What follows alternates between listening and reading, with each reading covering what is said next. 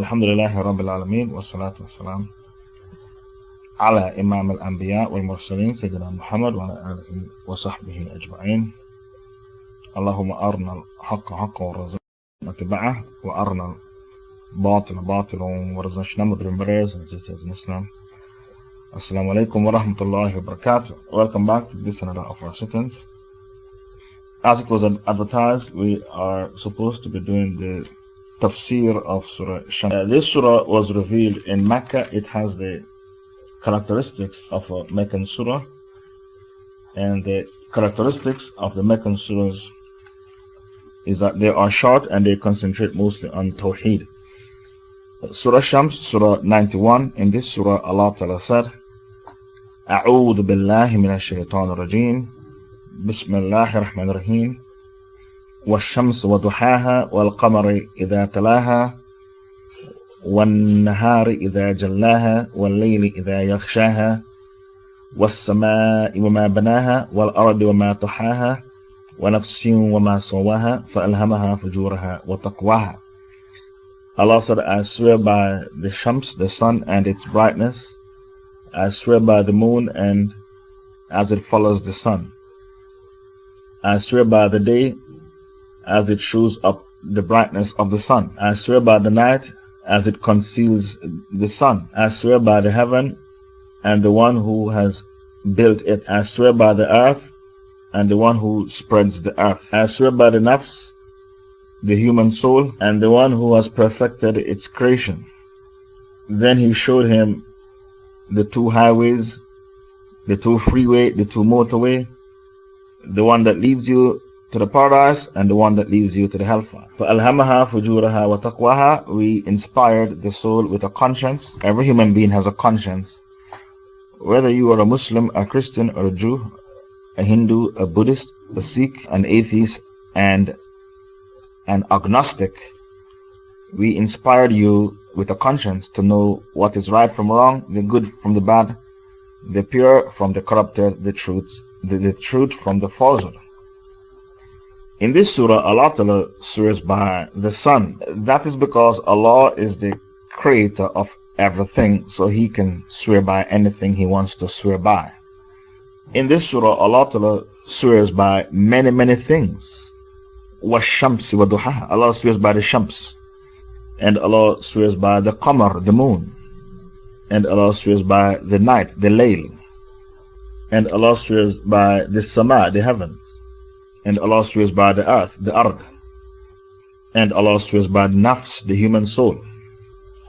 So Allah Ta'ala swears by many things in this surah. Allah is the creator of everything, so He can swear by anything He wants to swear by. But you, the man, you, the creation, you are not allowed to swear by anything except Allah, because of the hadith, Man halafa bighayrillah faqad ashraka. He who swears by something other than Allah has committed shirk. So, you, the creation, you are not allowed to swear by anything except Allah. Sometimes the kafirs say, I swear by my mother's grave, I'm speaking the truth. I swear by my children's life, I'm speaking the truth. That's how kafirs swear. I swear by my mother's grave, I'm speaking the truth. I swear by my children's life, I'm speaking the truth. You are not allowed to swear like that. That is shirk. Because of the hadith, Man halafa bighayrillah faqad ashraka. Anyone who swears by something other than Allah has committed shirk. When the Muslims swear, the Muslims say Wallahi or Billahi. Wallahi Billahi Tallahi. You can say, I swear by Allah who revealed the Quran. That's permissible. I swear by Allah who has revealed this Quran. I swear by the Lord of the Kaaba. Uqsimu bi Rabbil Kaaba. I swear by the Lord of the Kaaba. That's what Muslims swear. And whenever you say, Wallahi, I won't do a thing, you are not allowed to break your Wallahi. If you say, Wallahi, I will never do a thing, if you break your Wallahi, you have to pay an atonement. And the atonement was made mention by Allah in Surah Ma'idah, verse 89. If you break your Wallahi, you have to pay an atonement. The atonement was made mention of in Surah Ma'idah verse 89. لا يؤاخذكم الله باللغو في أيمانكم ولكن يؤاخذكم بما عقدتم. Allah will not punish you for what is unintentional in your oaths, but He will punish you for your deliberate oaths. For its expiation, the expiation is that you feed 10 poor people, or you clothe them. You feed 10 poor people or buy clothes for them, or you free a slave. And if you can't afford any of these three things, then you should fast 3 days. That is your atonement if you break your wallahi. So to say wallahi and break it, it's not a simple matter, because you have to pay an atonement, which is in Surah Ma'idah verse 89. So Allah Ta'ala swears by the Shams. If the Shams wasn't important, Allah wouldn't have sworn by the Shams, the sun. Whenever you debate with an atheist, a person who doesn't believe that there is a God, did you know that there are many arguments that you bring to the atheist to convince the atheist that God exists? One of the arguments which is brought is the argument of the DNA. We all have a different DNA. That's one argument. If we came about by an accident, why we have a different DNA? This is clear evidence about an intelligent design. Another argument which is brought to the atheist is the fingerprint. We have a different fingerprint. Another argument which is brought to the atheist is the iris in the eye. We all have a different iris in the eye. So if we came about by an accident, a freak of nature, how comes we are meticulously designed, fastidiously designed? Did you know that one of the strongest arguments brought against the atheist is the sun? The sun is one of the biggest arguments used by the ulama against the atheist. If the world came about by an accident, the Big Bang Theory, no one created the world, it was all an accident. The Big Bang Theory. The question we are asking the atheist is, the sun which is over our heads, if the sun is too far away from us, we will freeze to death. Life cannot be sustained on earth. All of us would freeze to death. And if the sun is too close to us, we would be baked the way you bake the chicken in the oven. The world will become a big oven, and all of us would be baked the way you bake the chicken in the oven, if the sun is too close to us. And if the sun is too far away from us, we would all freeze to death. So if the sun is meticulously and carefully positioned over our heads to sustain life, the sun is not too close to us, neither is the sun too far away from us. This means the sun was positioned over our head by a supreme being, by a God. If the world had come about by an accident, the sun would have been too close to us or too far away from us.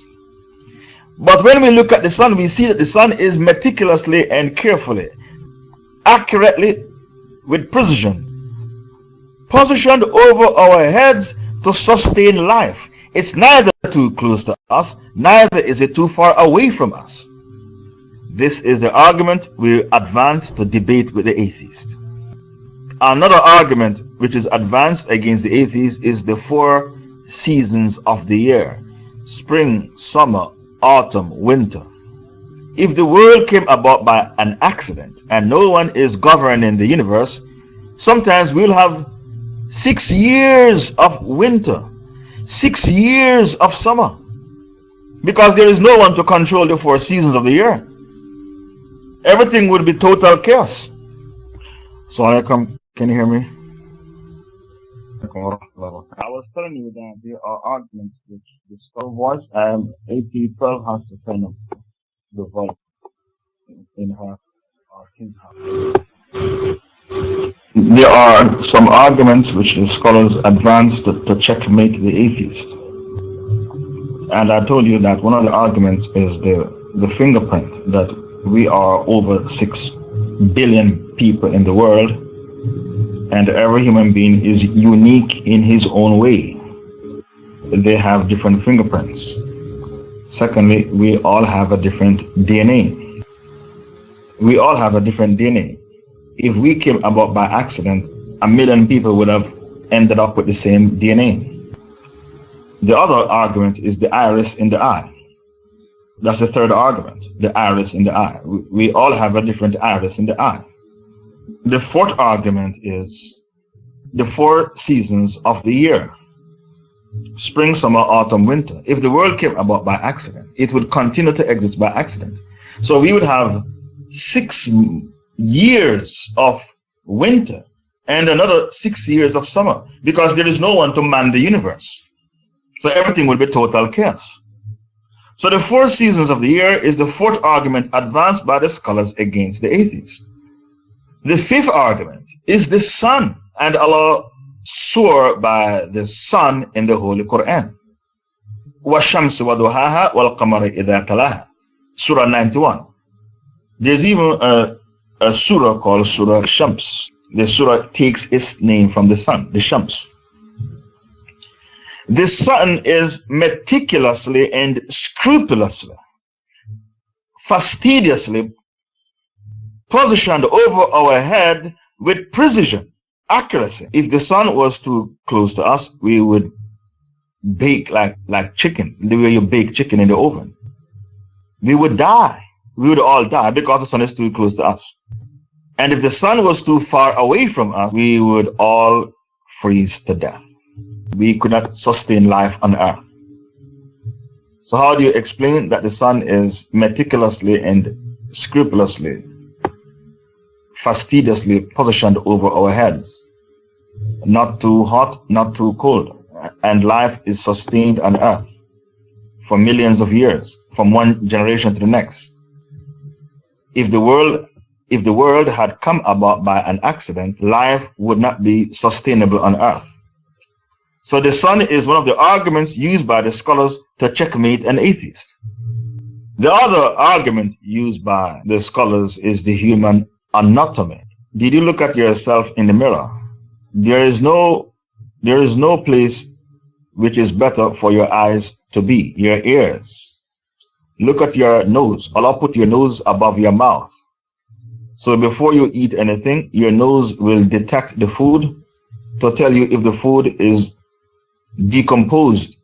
Is this food fit for human consumption? The human anatomy is perfect. Look at the body. You have in your body white blood cells that fight the virus, the bacteria. The white blood cells in the body, they are the soldiers of the body. This is why the AIDS virus is so dangerous, because the AIDS virus, it kills the white blood cells. So the soldiers of the body are no longer able to fight any disease that comes into your body. So the human anatomy is another evidence used by the atheists.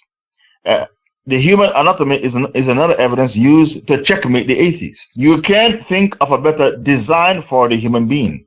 And because of that, Allah said, وَالتِّينِ وَالزَّيْتُونِ وَطُورِ سِينِينَ وَهَذَا الْبَلَدِ الْأَمِينَ لَقَدْ خَلَقْنَا الْإِنسَانَ فِي أَحْسَنِ التَّقْوِيمِ. Allah said, I swear by the fig and the olive. And this is another tafsir we have to cover.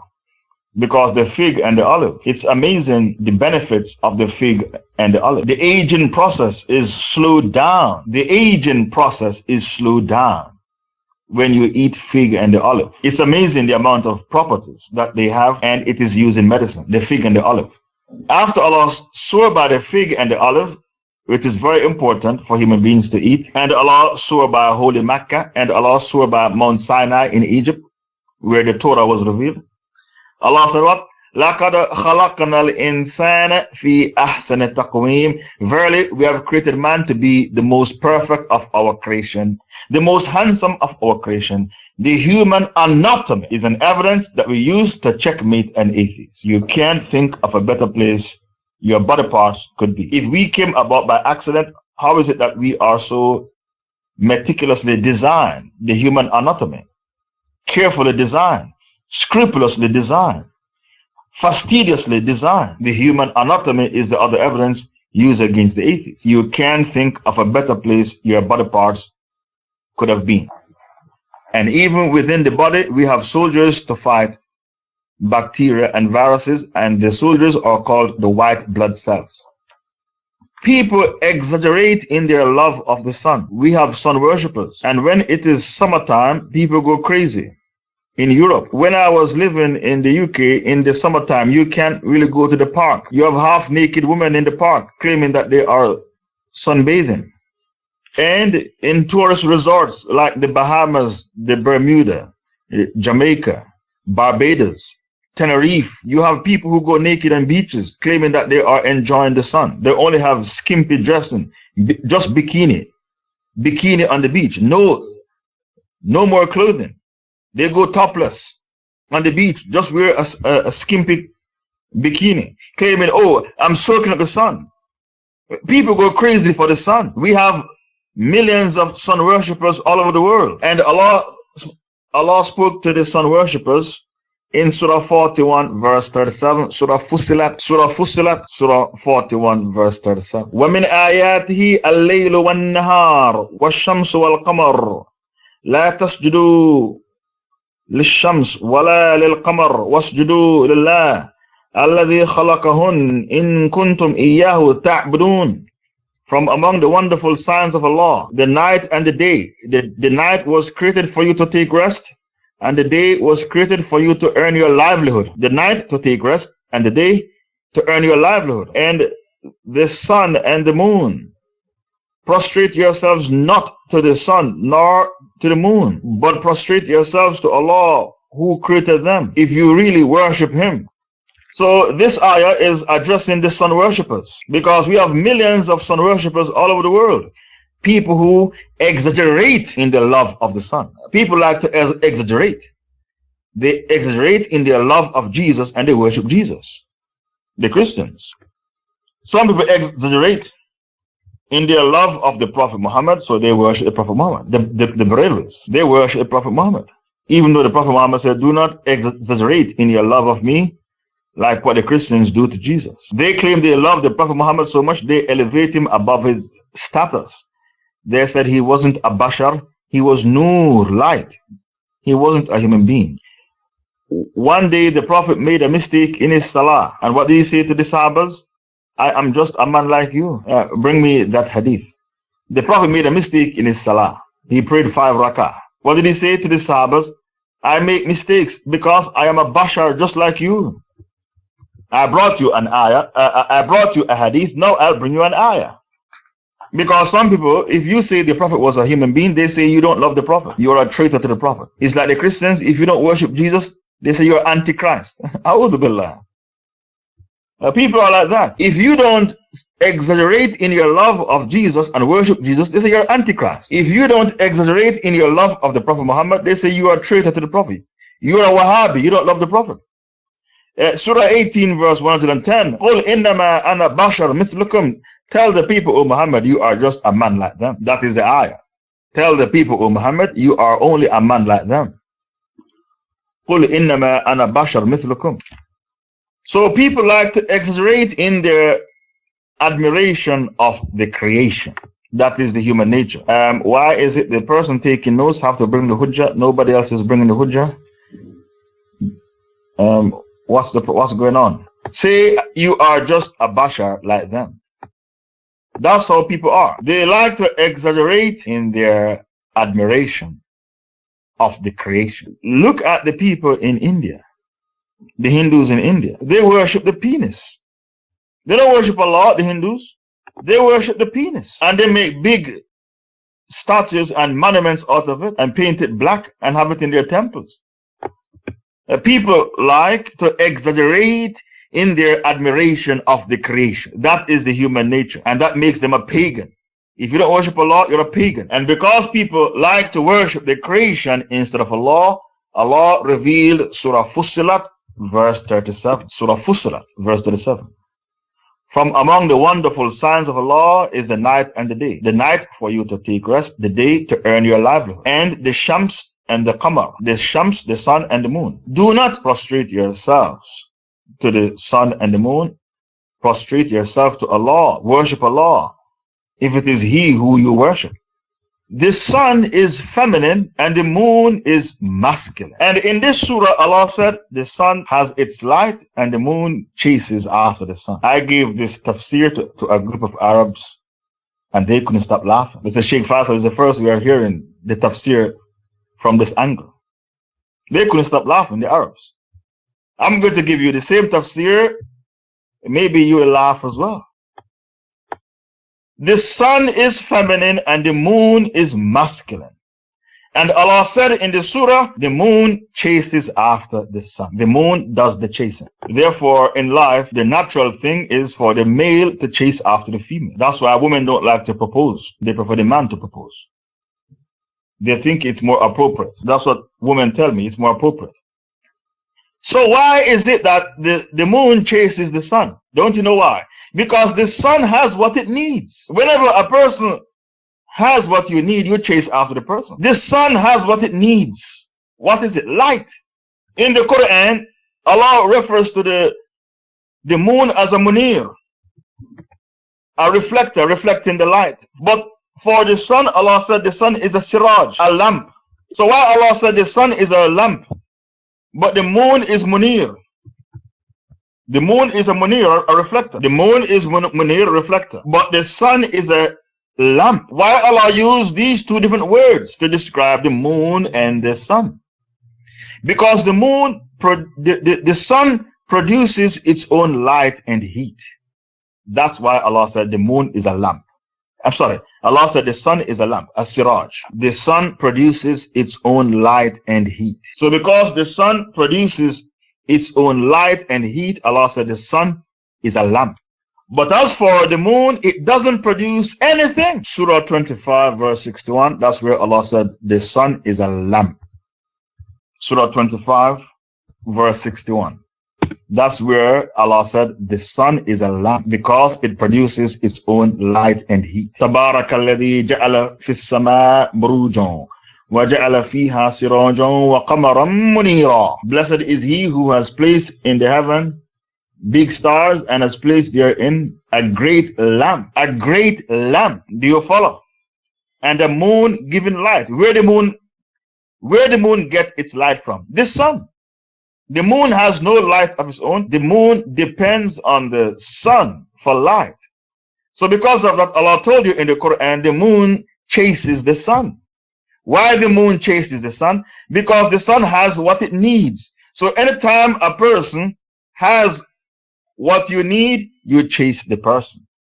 That's why men chase women, because women have what you need. That's why women are a fitna for men, because women have what men need. And the Rasul said the biggest fitna he left behind is a fitna of women. Many politicians, their career have been destroyed. Many preachers and priests and pastors, their career have been destroyed because of women. This is the reality of life. Anytime a person has what you need, that person is a fitna for you.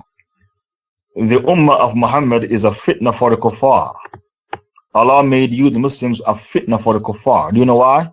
Because the oil that they need to run their modern economy can be found only in Muslim countries. I quoted a hadith, the biggest fitna is the fitna of women. Where is the hadith? Allah made you, the Muslims, a fitna for the kuffar. Do you know why?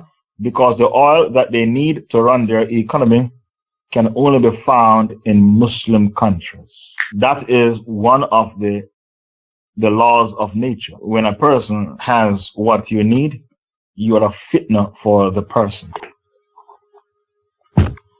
So the oil that the Kafirs need is in Muslim countries, so you have become a fitna for the kuffar. And because of that, they will forever invade your Muslim countries to steal your natural resources. So even though you don't want to do jihad, the Kafirs are going to put it on your doorstep. They're going to shove it down your throat. They're going to force you to do jihad. Look at the black people in Africa, in Mali. They are implementing their Sharia and they are minding their own business, and the French invade. So even though the people of Mali might not want to do jihad against the French, they have no choice because the French invade. So whether you want to do jihad or not, the Kafirs are going to impose it on you. And Mali has the 3rd largest gold reserve in Africa. Did you hear that? Mali has the 3rd largest gold reserve in Africa. That's why the French are there. The Kafirs will not invade unless they smell petrodollars or they smell diamonds or gold. Because a Kafir, his decisions, all his decisions, is for the sake of his belly and his private parts. That's what they worship instead of Allah. They worship three things. What is the Trinity that they worship? Money, technology, and pleasures of the flesh. That is the Trinity the Kuffar worship. Money, technology, and pleasures of the flesh. If Sony or Toshiba or Microsoft or Apple Macintosh should bring out a new technology, you'll see how they swarm the store by the thousands. They swarm the store by the thousands.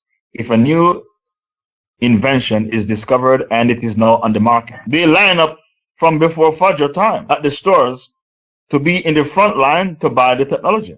Because Kafirs, their trinity is money, technology, and pleasures of the flesh. The Qamar is important as well, not just the sun. We use the moon to know when to start fasting in Ramadan, and we use the moon to know when it is Eid day. So it's not just the sun that is important, the Qamar is important as well. We follow the lunar calendar. We follow the lunar calendar. We know when to start the fast of Ramadan with the Qamar, the moon, and we break our fast and celebrate Eid al-Fitr by the moon, because we go by the lunar calendar. So the sun is important and the moon is important. One of the signs of the last days is that the sun will rise from the west instead of the east. The sun rises in the east and sets in the west. Do you know why the sun goes to the west? The sun goes to the west to make sajda to Allah.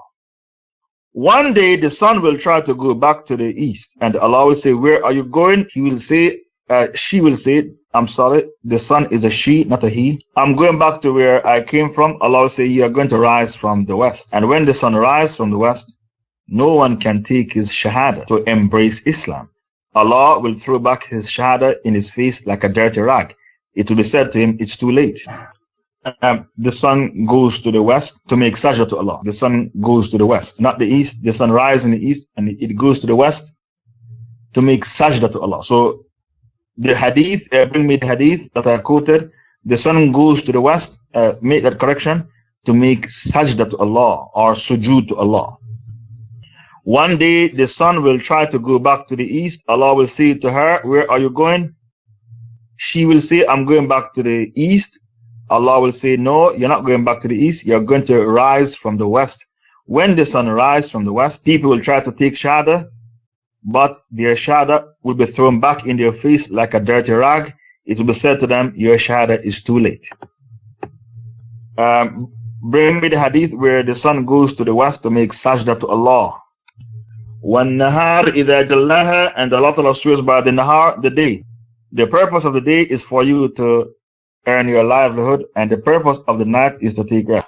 Then Allah swears by the layl, وَاللَّيْلِ إِذَا يَغْشَاهَا, I swear by the night as it conceals the sun. When the night conceals the sun, this is fitna. Do you know why?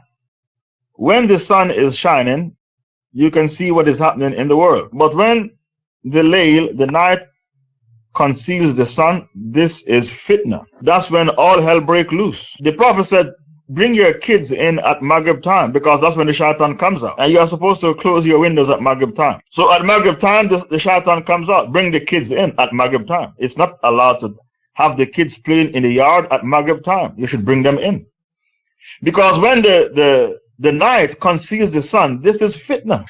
People use the night to commit zina and take drugs and gamble in casino and to rape women and to murder people. And because people use the night to perpetrate evil on the face of the earth, Allah Ta'ala said, قُلْ أَعُوذُ بِرَبِّ الْفَلَقِ مِنْ شَرِّ مَا خَلَقَ وَمِنْ شَرِّ غَاسِقٍ إِذَا وَقَبَ. Allah said, seek refuge from the night when it becomes dark. If you are a doctor in a hospital and you work in the intensive care unit of the hospital, when do you think people come to the hospital with multiple stab wounds and multiple gunshot wounds? At night after Maghrib. Not in the daytime, at night. The daytime you'll have multiple gunshot wounds coming in, but rare. It's the nighttime that people are rushed to the intensive care unit of a hospital, because the night is when people commit crimes against humanity. That's why Allah told you in the Quran, قُلْ أَعُوذُ بِرَبِّ الْفَلَقِ مِنْ شَرِّ مَا خَلَقَ وَمِنْ شَرِّ غَاسِقٍ إِذَا وَقَبَ. Say, I seek refuge in the Lord of the Falaq, the daybreak, and seek refuge in the evil which Allah creates, and seek refuge from the night when it becomes dark. Okay, you found the hadith, when the wings of the night spreads, or when evening comes, keep your children in, for the devils come out at that time. Then when part of the night has passed, let them go. Okay, yes, this is the hadith I was talking about. When it is Maghrib time, when it becomes dark, all hell break loose. That's when the shaitan comes out. So you're not allowed to have the kids playing in the yard at that time. Okay, now that you have found that hadith, bring the other hadith. The sun makes sajda to Allah. The sun goes to the west in order to prostrate to Allah. Now that you have found that hadith. That's the hadith I learned from my sheikhs. The sun goes to the west to make sajda to Allah. And she will try to go back to the east, and Allah will say, where are you going? She will say, I'm going back to the east. Allah will say, no, you'll stay right here in the west and rise from the west. That is one of the 7 major signs before the day of judgment. When the Kafirs see the sun rise from the west, they will try to rush into Islam, but their shahada won't be accepted. It will be thrown back in their face like a dirty rag. Why? Because it will be said to them, it's too late. And Allah told you that when the major signs come, on the authority of Abdallah, the Messenger of Allah said, they all will come when it begins and sun rises from the west. When it rises from the place of setting, all people will believe, but on that day, no good will do to a person to believe then, if he believed not before. Okay, this is the hadith that if you did not take your shahada before the sun rises from the west, it doesn't make sense because it will be rejected. Your shahada will be rejected. It will be thrown back in your face like a dirty rag. It's too late. Now, I want the hadith where the sun goes to the west to make sajda to Allah. Why that hadith is so difficult to find? I learned it from my sheikhs, and they don't quote fabricated hadith. I entered the masjid while the sun was setting. The messenger of Allah was sitting. He said to me, O Abu Dhar, do you know where the sun is going? I said, Allah and His messenger knows. He said, it is going in order to take permission for prostration, for sajda. And it is given permission. One day it will be commanded, rise from here. What is here? From the west. And it will rise in the place where it sets. Then the messenger of Allah read the verse, and the sun runs its course, وَالشَّمْسُ تَجْرِي لِمُسْتَقَرٍ لَهَا. Yasin 38. A period determined for it. Okay, shukran for finding the hadith. Yes, this is the hadith I learned from the sheikhs, that the sun goes to the west to make sajda to Allah, to seek permission to make sajda. One day the sun will seek permission to make sajda and to go back to the east, but the permission to go back to the east will not be granted to it. وَاللَّيْلِ إِذَا يَغْشَاهَا وَالسَّمَاءِ وَمَا بَنَاهَا, and by the heavens and the one who built it. وَالْأَرْضِ وَمَا طَحَاهَا, and by the earth and the one who spreads it. And earth, Allah put the earth mountains to be pegs. What is the purpose of these mountains on earth? These huge, gigantic mountains on the earth. What is the purpose? The purpose of these huge, gigantic mountains, like the Himalayas, the Kilimanjaro. I was in Tanzania. There was a mountain there called the Kilimanjaro. Mount Everest in Tibet. The purpose of these mountains is to keep the earth still so that it doesn't wobble. You know, when you pitch a tent and you have pegs to keep the tent still so that the tent doesn't wobble. And these pegs are in the ground. Likewise, the purpose of these mountains that are on earth is to keep the earth still so that the earth doesn't wobble as you walk along the earth. وَالْأَرْضِ وَمَا طَحَاهَا, and by the earth and the one who spreads it. وَنَفْسٍ وَمَا سَوَّاهَا, and Allah said, I swear by the nafs, the human soul, and the one who was perfect in his creation with due proportion. فَأَلْهَمَهَا فُجُورَهَا وَتَقْوَاهَا, we inspire the human soul to know the good from the bad, the pure from the corrupted, the truth from the falsehood. And as Imam Malik reported that the Messenger of Allah said, when Allah created the earth, it began to shake.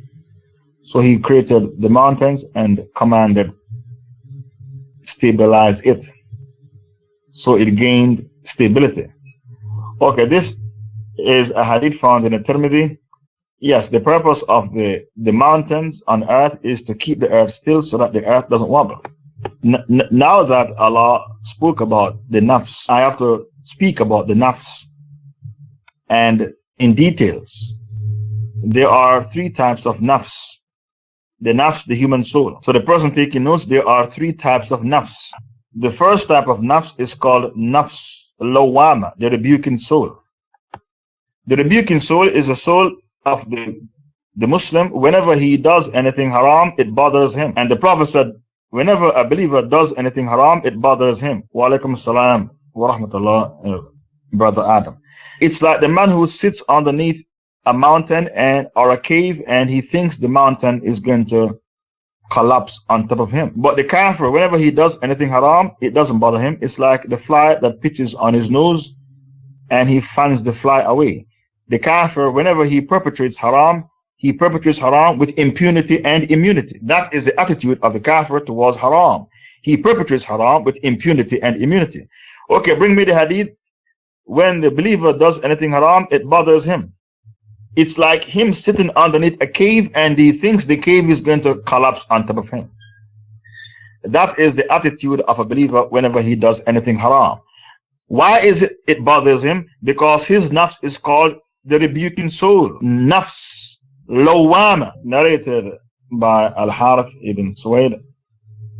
Abdallah ibn Mas'ud related to us two narrations, one from the Prophet and the other from himself, saying, a believer sees his sin as if he were sitting on the mountain which he is afraid may fall on him, whereas the wicked person considers his sin as flies passing over his nose, and he just drives them away like this.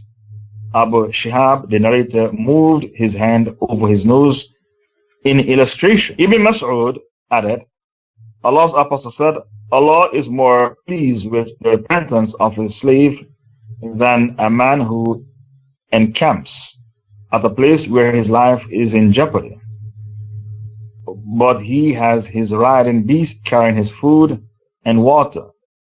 He then rests his head and sleeps for a short while, and wakes up to find his riding beast gone. He starts looking for it and suffers from severe heat and thirst, or what Allah wishes him to suffer from. He then says, I will go back to my place. He returns and sleeps again, and getting up, he raises his head to find his riding beast. If you find your riding beast, this means you'll be happy. Allah is pleased, Allah is happy when a person turns to Allah with sincere tawbah. A shorter version narrated by Abdullah ibn Mas'ud, the Prophet saying, a believer sees his sin as if he were sitting on a mountain which he's afraid may fall on him, whereas the wicked person considers his sin as flies passing over his nose, and he just drives them away like this. Bukhari. Okay, shukran for bringing the hadith. Why is it that the believer sees his sins like a mountain which is going to fall down on top of him? That's because the nafs of the Muslim is called nafs lawam, the rebuking soul. So the nafs, the soul, is able to tell you that you have done haram and you need to make tawbah and you need to fear Allah, because there's a day called Judgment Day and there is a hellfire, and you can be dumped into hellfire because of your haram activities. So the nafs is the separate entity that speaks to you and corrects you. The soul is able to leave the body and roams all over the world. So you can be in America, in the UK, you can be in Pakistan, in India, you can be in the Caribbean, and your soul leaves your body and goes to China, and you see places and buildings and people. The soul is a different entity from the body. It can see, it can speak, it can hear, and the soul is one of the knowledge that Allah only gives you a little. Allah only gives you a little. وَمَا عُوتِيتُم مِّنَ الْعِلْمِ إِلَّا قَلِيلًا. I did not give you knowledge except a little. I hope the admins are watching the room. Authentic Tawheed 12. Are you in the room? Okay. Somebody in the room. I do not want to be in the room.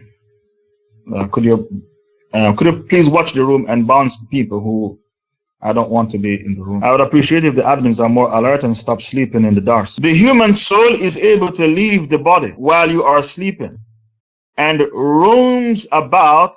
You can be in Africa and sleeping in your bed and your soul goes to China. You can be in the UK and your soul goes to America and met people and saw buildings. So when you go to America 1 year later, you say to yourself, I've seen these buildings before and I've seen these people before. It is called deja vu. Why do you experience deja vu? You experience deja vu because the soul is a separate entity from your body that roams about when you are sleeping.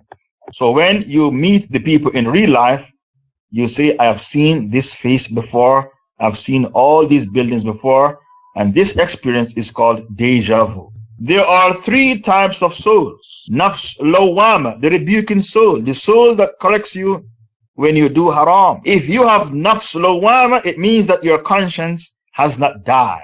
Your conscience has not died. The second type of soul is called nafs ammara, a soul which is prone to evil. A person with nafs ammara, they have no conscience. The Prophet described nafs ammara to you in the hadith. He said the kafir, whenever he does anything haram, he does it with impunity and immunity. It's like the fly that flies in front of his face and he fans the fly away. If a fly flies in front of you and you fan the fly away, you consider the fly to be insignificant, unimportant, and totally irrelevant. Nobody considers a fly to be important or significant. Nobody. The sin that you dabbled in should not be treated with impunity and immunity, with triviality. This sin is not trivial. Do you know why? Because that sin will cause you to end up in the hellfire on Judgment Day if Allah doesn't forgive you. So do not see the sin as something trivial. How can the sin be trivial if it will cause a person to be in the hellfire on Judgment Day? The sin puts your hereafter in jeopardy. So don't be like the kafir who commits sins and he considers the sin to be insignificant, unimportant, totally irrelevant. The Prophet said it's like the fly that flies in front of his face and he fans the fly away. That's how the kafir treats his sins. A person with nafs ammara, the aging process for this person is accelerated. When he is 40, he looks 50. When he's 50, he looks 60. Because a person with nafs ammara is not a happy person. He suffers from ma'ishatan danka, a miserable life, a wretched life. Allah spoke about his life in Surah 20, 124. وَمَنْ أَعْرَضَ عَنْ ذِكْرِي فَإِنَّ لَهُ مَعِيشَةً دَنْكَ وَنَحْشُرُهُ يَوْمَ الْقِيَامَةِ أَعْمَى. And those who abstain from my dhikr, my book, my reminder, my Quran, I will make sure he lives a life of mental depression, مَعِيشَةً دَنْكَ. And on Judgment Day, I will raise him up blind. He will say, my Lord, why did you raise me up blind? When I was in the dunya, I was able to see. Allah will say to him, likewise, our revelation came to you and you turned a blind eye to our revelation. So because of that, today we treat you in the same manner. We raise you up blind. قال ربي لما حشرتني أعمى وقد كنت بصيرا قال كذلك أتتك آياتنا فنسيتها وكذلك اليوم تنسى. Surah Taha 124 to 126. Whenever a person has nafs ammara, he lives his life on antidepressant tablets.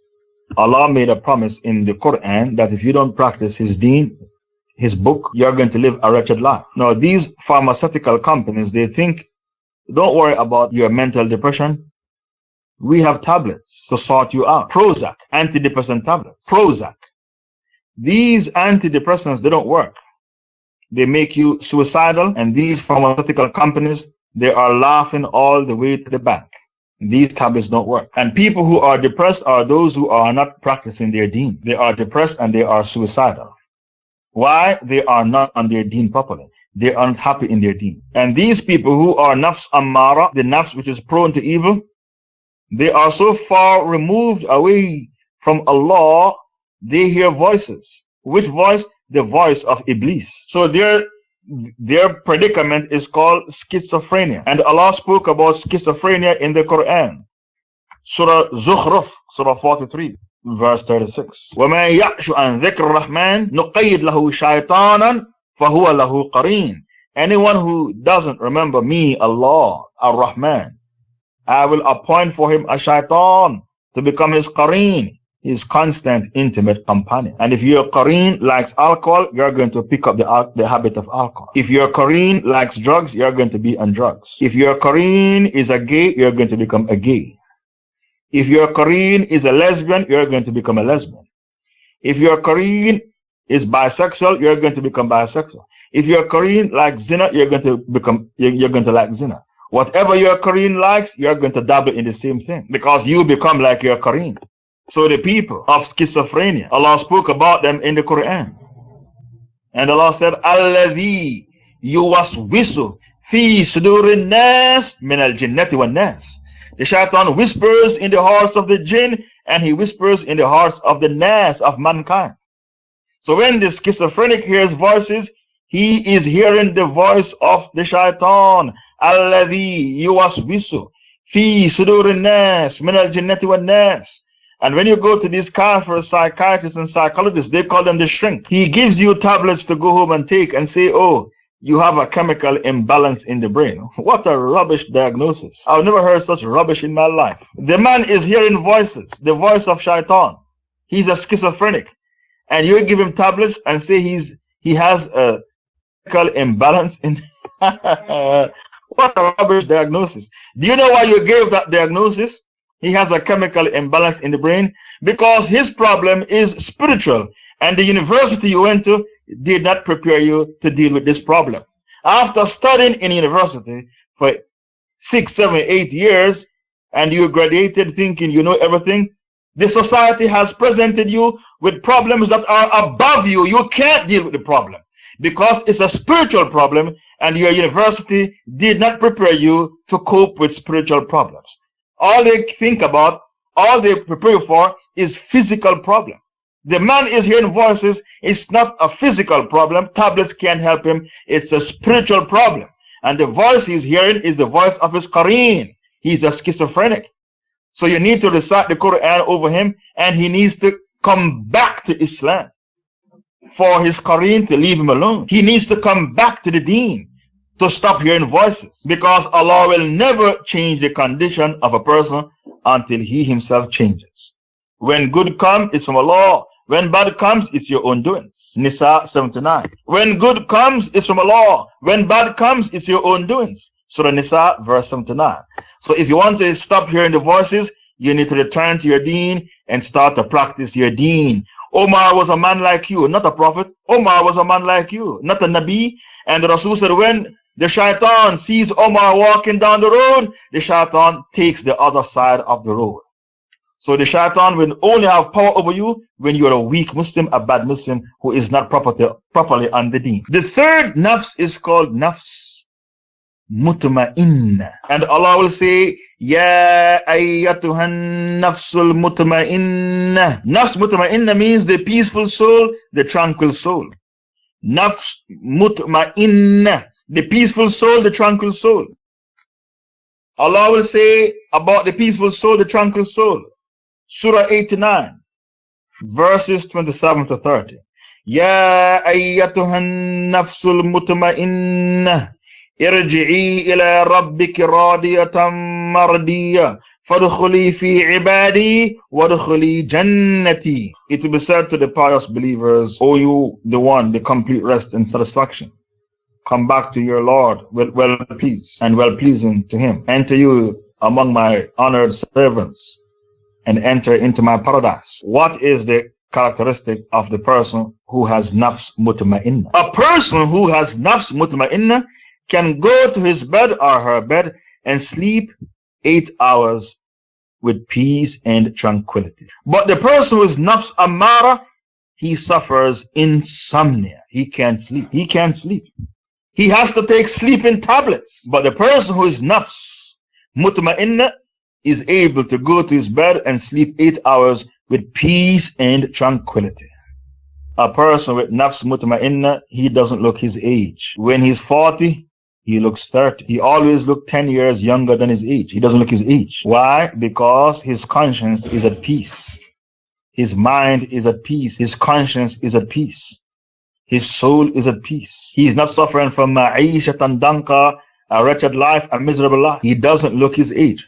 If you are a Muslim and you look your age, something is wrong. You're a Muslim and you look your age, that means you are not a practicing Muslim. You are not supposed to look your age. If you look your age as a Muslim, you don't have nafs mutma'inna, something is drastically wrong. Maybe you are dabbling in haram, your soul is not at ease, your nafs is not mutma'inna, and you are suffering from ma'ishatan danka, a mental depression. No Muslim is allowed to look his age or her age. It's kafirs who are supposed to look 10 years older than themselves.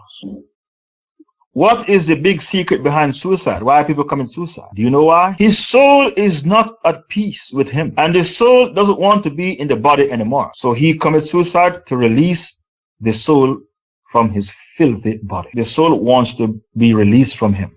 That's why he commits suicide. Because the soul rebukes him and he doesn't take heed. Because the soul is a separate entity, I told you. The soul can see, can hear, the soul can speak. When a person dies and the soul is meeting up with the other souls that are already in Illiyin, the soul they discuss. How about my wife I died and left behind 10 years ago? How about my kids? You are coming from the dunya, tell me about my wife and kids that I died and left behind 10 years ago. The souls of the living can communicate with the souls of the dead. The soul of the dead communicates with the soul of the living. Your father might have some money in a bank and he did not tell anybody about it, about that bank account. But the soul of your father who is dead communicates with your soul to tell you about that money which is hidden in the bank. And so you have a true dream. And the Rasul said, I am the last prophet, there is no prophet after me. The only thing which is left of prophecy is a true dream.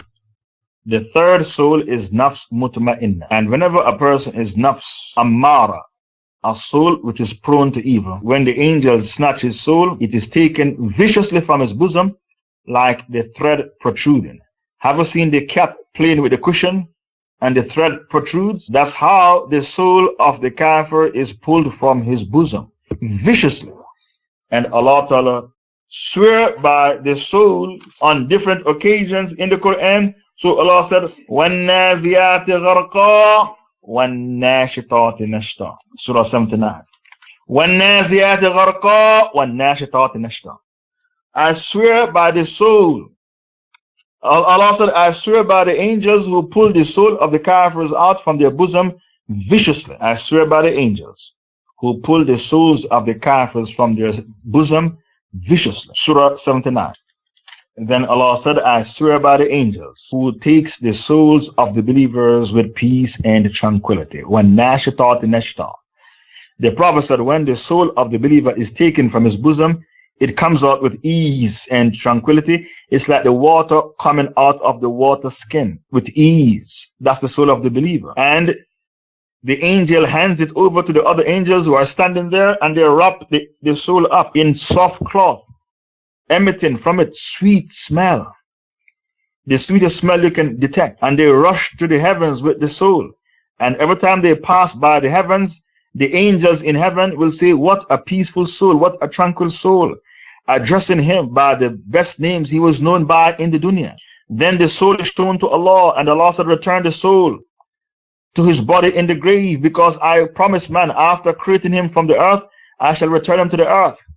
And as the soul is returned to his body in the grave, he is able to hear the footsteps of all the people who attended his janazah. So a dead man can hear, but they can't respond.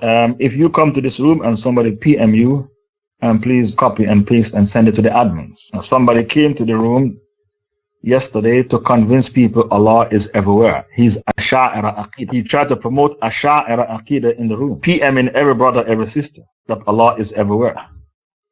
Abu Hanifa used to make takfir on people who say Allah is everywhere, because Allah is not in the pigsty. Allah is not in the pig pen. So Abu Hanifa used to make takfir on people who say Allah is everywhere. Allah's knowledge is everywhere, but Allah is not everywhere because some places are holy and some places are unholy. So Allah Ta'ala swears by the nafs, and because Allah swears by the nafs, I had no choice but to tell you that there are three types of nafs. In this world, expect to see people with the three types of nafs. People who are good and people who are evil. And the person with nafs ammara, a soul which is prone to evil, his character is very, very evil. Men like Bush and Blair, their nafs is called nafs ammara, a soul which is prone to evil. Men like Bush and Blair, their nafs is nafs ammara, a soul that is prone to evil. They no longer have any conscience. They can invade a country with lies about weapons of mass destruction, kill 1 million people, then they can go to bed and sleep with a clear conscience because for them, they did not do anything wrong. Their nafs is called nafs ammara, a soul that is prone to evil. They no longer have a conscience. So even though Allah said, وَنَفْسٍ وَمَا سَوَّاهَا فَأَلْهَمَهَا فُجُورَهَا وَتَقْوَاهَا, for every nafs, every human being, the soul of the human being, we inspired the soul to know the good from the bad, the pure from the corrupted, the truth from the falsehood, the decent from the indecent.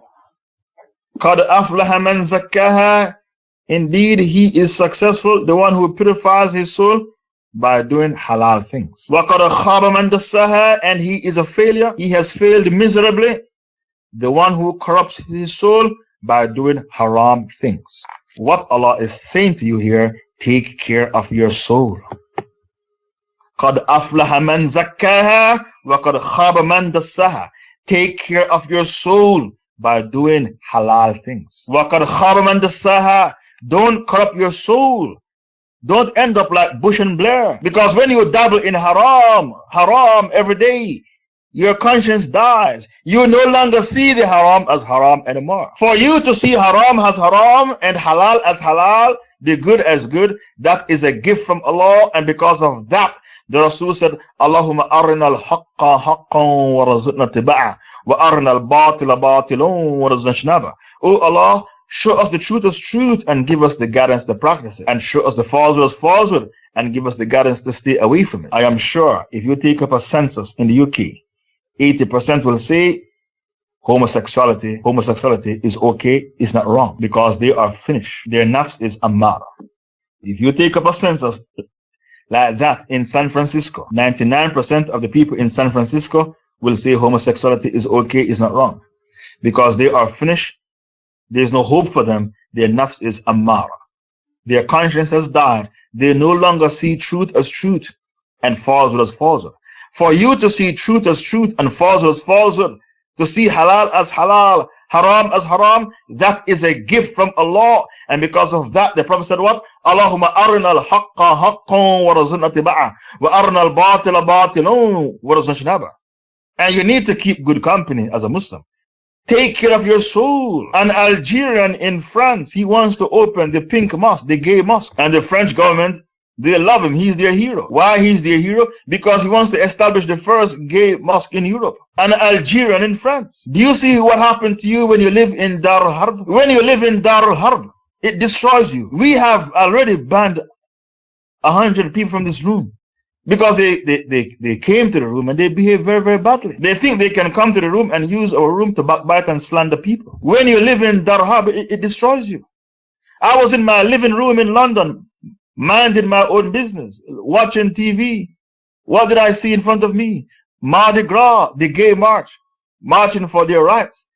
About 5 Muslims looking like Pakistani were marching as well. They call themselves the Gay Muslim Alliance. Muslims join Mardi Gras, marching for gay rights. When you live in Dar al-Harb, it destroys you. In Dar al-Harb, only the strong survive, the weak fall by the wayside. That is the reality of Dar al-Harb. And because of that, Ibn Hazm said the man who was given the opportunity to live in the Islamic State and he shunned the Islamic State to live among the kuffar, anybody who can kill him should kill him. And the Rasul said what? I am innocent of the Muslims who live among the kuffar. I have nothing to do with them. They have nothing to do with me. Okay, bring me the fatwa of Ibn Hazm. A man was given sanctuary to live in the Islamic State among the Muslims, where Sharia is implemented. and he refused to live among the Muslims and went to live in Dar Harb. Ibn Hazm said anybody who can kill that man should kill him, because he has no al-wala wal-bara. In order to take care of your soul, you need the Islamic State. When you have milk and you don't want the milk to go off, you put the milk in the refrigerator. When you have a Muslim and you want to protect his soul, his nafs, you put the Muslim in the Islamic State.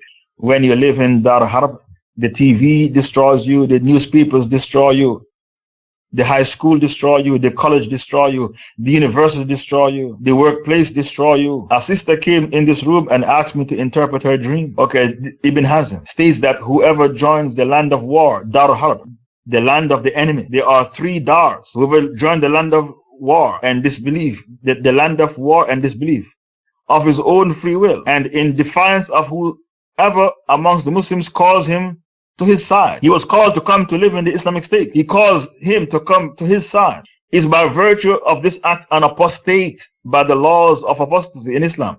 Whoever is able to kill him must do so. So if we have Sharia law implemented and we tell you to come and live in Sharia law, and you chose to go and live in the UK or France or America and shun to live in Sharia law, what are you saying? What are you doing?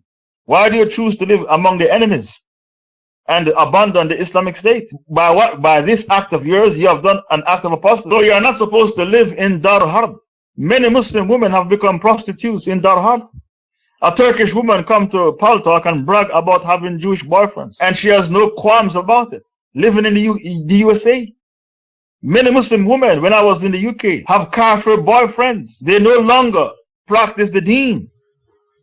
In the UK, many Muslim girls have boyfriends. In the USA, kafir boyfriends.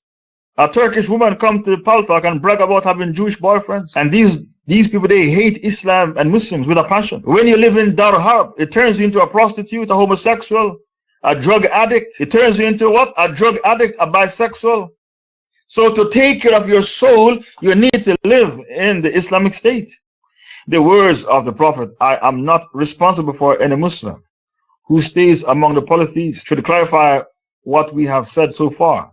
It is clear that the Prophet refers here to Dar Harb, and because he appointed some companions as governors of Khaybar, even though everyone who lived there were Jews. Dar Harb are places like the UK and the USA, the land of the enemy. The land of the enemy, the land which is killing Muslims, is called Dar Harb. Saudi Arabia is Dar Harb as well, because they kill Muslims. They allow the Americans to have a drone site to use as an operating theater to kill Muslims. Any country that kills Muslims is Dar Harb, or lock up innocent Muslims. You don't have to kill the Muslims to be Dar Harb. Harb means war. By locking up innocent Muslims, it is Dar Harb. Allah said, قَدْ أَفْلَحَ مَنْ زَكَّاهَا وَقَدْ خَابَ مَنْ دَسَّاهَا. Successful is the one who purifies his soul by doing halal, and this person is a loser who corrupts his soul by doing haram. When you live in Dar Harb, you corrupt your soul, because Dar Harb is very, very sinful. Ibn Arabi, it is obligatory to leave a place where forbidden practices are rife, since it is mandatory for Muslims to demand observance of the law. This Ibn Arabi is not the goofy Sufi Ibn Arabi. This Ibn Arabi is a Maliki scholar, a great scholar, not the goofy Sufi that you know about, who promotes Wahdatul Wujud. Wahdatul Wujud, union. Wahdatul Wujud, a man can become so pious until he himself becomes Allah. That is called Wahdatul Wujud. In English, we say union. قَدْ أَفْلَحَ مَنْ زَكَّاهَا وَقَدْ خَابَ مَنْ دَسَّاهَا. He is successful who purifies his soul with halal activities, and he is a failure who corrupts his soul by doing haram activities. And when you dabble in haram over a period of time, you have now become desensitized. You don't see it as sinful anymore. When you commit a sin over a time and it becomes an addiction, you no longer see it as a sin, and then you start to justify the sin. That's why people who call themselves gay Muslims, the gay Muslims, they give a tafsir and they call it the gay tafsir. They say the reason why Allah destroyed the people of Sodom and Gomorrah is not because they were gays, it's because they tried to rape the angels who came. Do you understand the tafsir that they give?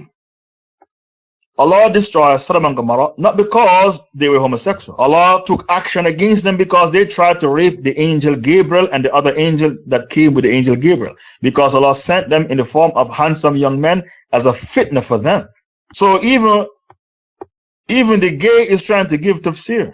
When a person gives a wrong interpretation of the Quran, it's not a tafsir, it's called a spin. He put a spin on the ayah. The ayah was spun out of context.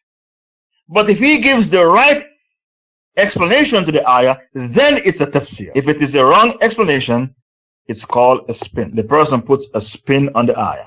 Shaykh Abdullah ibn Abdul Rahman said, and the best thing to draw one nearer to Allah is the aggression towards his enemies, the mushrikeen, while hating them and having enmity towards them and waging jihad against them.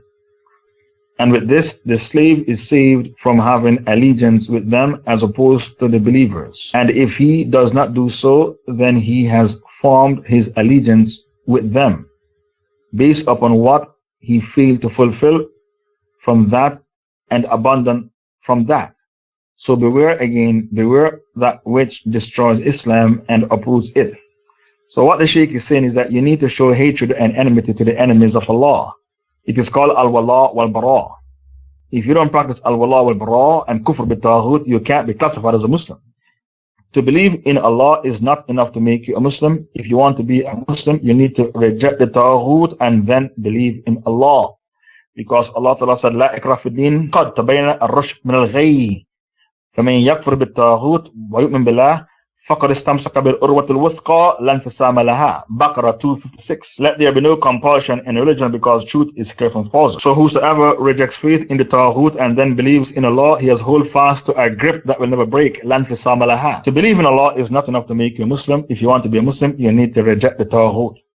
You can't have your cake and eat it. You cannot befriend the enemies of Allah and then classify yourself as a Muslim. Let there be no compulsion in religion because truth stands out clear from falsehood. Whoever disbelieves in the Taghut and believes in Allah, then he has grasped the most trustworthy handhold that will never break. Lan fisama laha. And Allah is the All-Hearer, the All-Knower. Then Allah spoke about the people of Thamud. They lived 500 kilometers outside of Riyadh, northern Saudi Arabia. They gave their prophet a challenge. They were Arabs. If you are a real prophet, why don't you make a camel come out of the rock? He said to them, if I pray to Allah and the camel comes out of the rock, will you believe? They said yes. He said to them, say Wallahi, you'll believe. They said Wallahi, we'll believe. Prophet Salih was sent to the people of Thamud, and they lived 500 kilometers outside of Riyadh, Saudi Arabia, to the north. They were Arabs. They gave their prophet a challenge, make a pregnant camel come out of the rock. The camel came out of the rock. And they said, Wallahi, we will believe if the camel comes. The camel came, but they broke their Wallahi, they did not believe. This camel was special. If the camel was living in New Delhi, India, it could give milk to everybody in the city. If the camel was in New York, it could give milk to everybody in the city. If the camel was in Mecca or Medina, it could give milk to everybody in the city. It was a special camel. They complained that the camel is too big and it frightens their camel when it goes to the well to drink. So Prophet Salih said, we'll come to a compromise. One day my camel will drink and the next day your camels will drink. Then they come with another complaint, your camel is drinking too much water from the well. So they decided to kill the camel, and the Prophet found out that they were plotting to kill the camel. So he sent message to them, don't kill the camel, it is Naqatullah, the she camel of Allah. If you harm the she camel of Allah, you will be destroyed with a natural disaster. So they were hesitant to kill the camel. A woman, when she saw they were hesitant, said, I have 3 daughters. Anyone who kills the camel, I will give him my prettiest daughter to marry. So when the men heard that, they decided to kill the camel. So like I told you before, the biggest fitna is a fitna of women. The Prophet said it. When the woman realized that nobody wanted to kill the camel, the she camel of Allah, she said, I have 3 daughters. Anybody who killed the camel, I'll marry him to my prettiest daughter. When the card of woman was played, they played the card of woman, the biggest fitna. Then somebody decided to kill the camel. It's like the man who went to Iraq to kill Ali. When he saw a pretty girl and he proposed to her, she said, if you kill Ali, I'll marry you. So he killed Ali.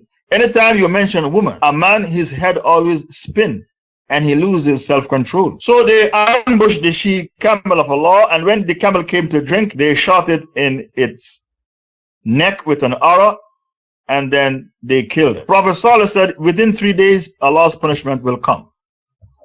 So Allah spoke about this incident. Allah said, كذبت ثمود بطغواها.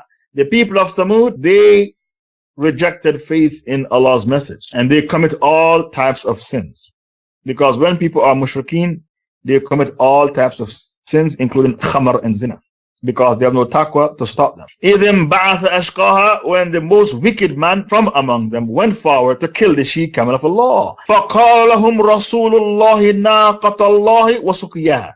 But the Rasul, the messenger of Allah, Prophet Salih, warned them not to harm the she-camel of Allah, but they did not heed his words. So they killed the she-camel of Allah. فَكَذَّبُوا فَأَقَرُوهَا.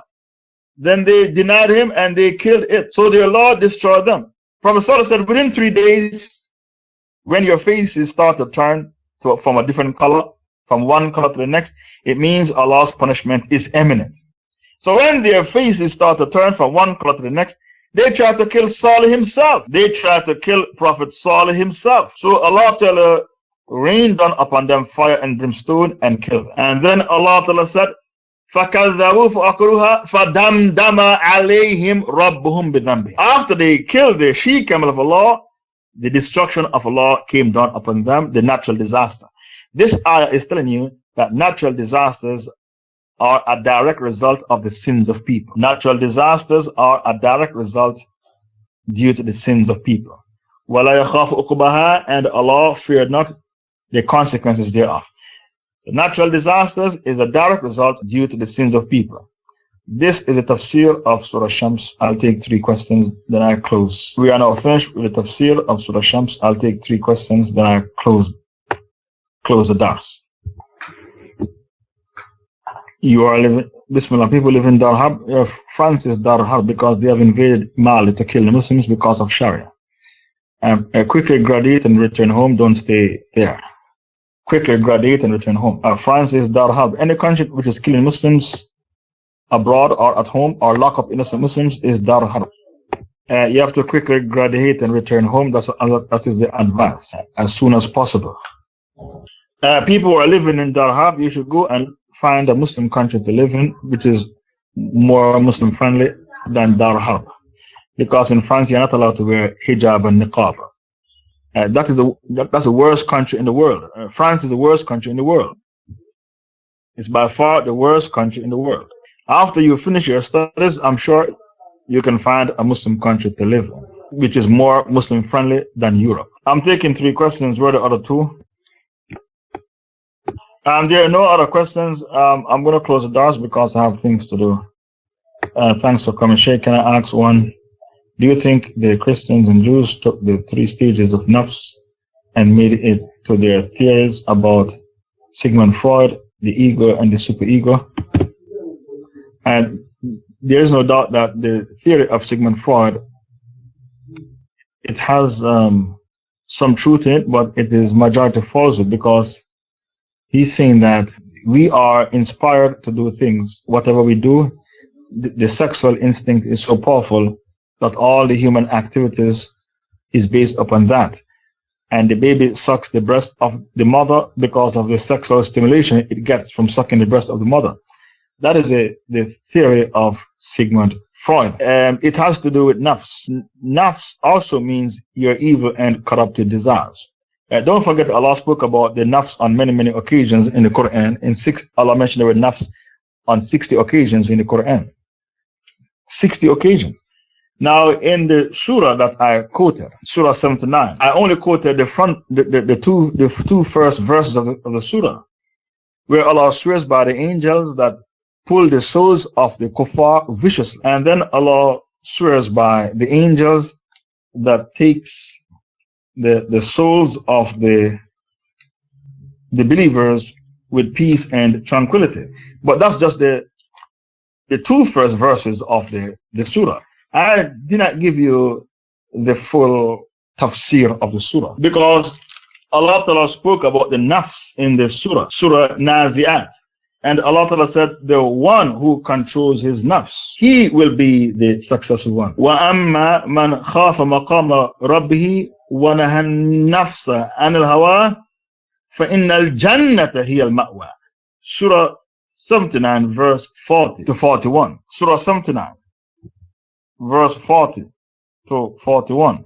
In this ayah, Allah spoke about the man who is able to control his nafs.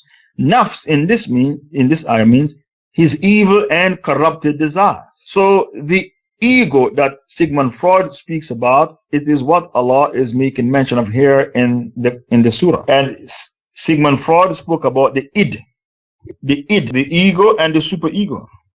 The id is the carnal desires that men have, the animalistic tendencies and the carnal desires that men have.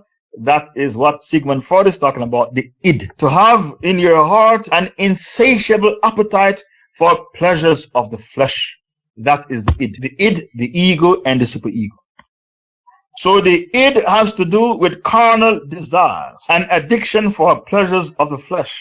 And the person whose id is out of control, they become very, very promiscuous, and they have to go for therapy. They have to go for therapy. They have to go to a shrink, but they can't help them, these shrinks. This person has a sexual problem. He's very promiscuous. That means his id is out of control.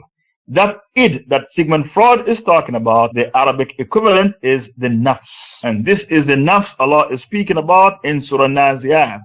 But as for him who feared the standing before his Lord and restrained himself from impure evil desires, the nafs, that is the id Sigmund Freud mentioned in his book of psychoanalysis. The ego and the superego is to do with pride. So all these theories of Sigmund Freud was covered by the Prophet ﷺ. Because the Rasul said, لا يدخل الجنة من كان في قلبه مثقال ذرة من كبر. Any man with an atom's weight of pride will never enter the paradise. So the ego and the superego is to do with pride and arrogance. And the id is to do with an insatiable appetite for unlawful pleasures of the flesh. It was a very long time ago that I studied psychology in university. I'll need to refresh my notes from my university days to go into more details of Sigmund Freud and his theory. And not only did we do Sigmund Freud, we did Pavlov and we did Skinner, another psychologist, Pavlov, another psychologist. But the most important and the most effective psychologist was Sigmund Freud, even though he went off on a tangent because he discovered psychoanalysis. His theories cannot be dismissed, they have to be explained. So instead of dismissing Sigmund Freud's theories, you need to explain them.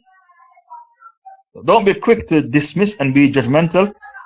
His theories of id, ego, and superego should not be dismissed. They should be explained in the light of Quran and Sunnah. You can come here tomorrow, 1 p.m. UK time for the next dars.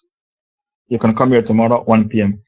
Or you come tonight, 11 p.m. UK time. Come tonight, 11 p.m. UK time. Any more questions?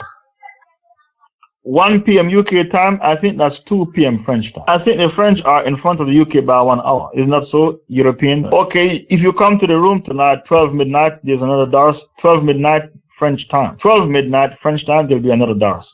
But that dars will not be spiritual like this dars, it will be political. This topic today was spiritual because it's to do with the nafs. Tonight's topic will be political because it is to do with the drones in Saudi Arabia. CIA drones in Saudi Arabia. Please invite all of your friends to dars tonight to discuss the drones of the CIA in Saudi Arabia.